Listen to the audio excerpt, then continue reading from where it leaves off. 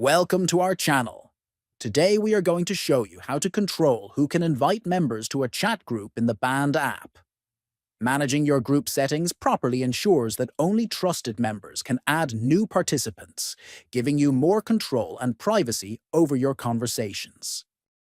First, open the Band app on your phone. Make sure you are inside the group where you want to check statistics. Next, look at the bottom right and tap on the Settings icon. This is where you will find all the management tools for your group. Then, from the menu that appears, select Band Settings.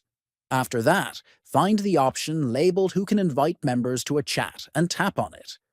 Under the Chat section, click on Start a Private and then tap Start a Private again to confirm your choice.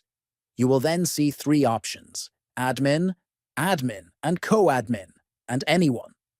Choose the option that best fits your needs. Selecting Admin ensures only the group administrators can invite new members, while Admin and Co-admin allows both to do so. Choosing Anyone allows all members to send invitations. Finally, save your changes and exit the Settings menu. This ensures that your preferences are applied and your group remains secure according to your chosen invitation rules. By following these steps, you can make sure your group grows safely and only trusted members can invite others.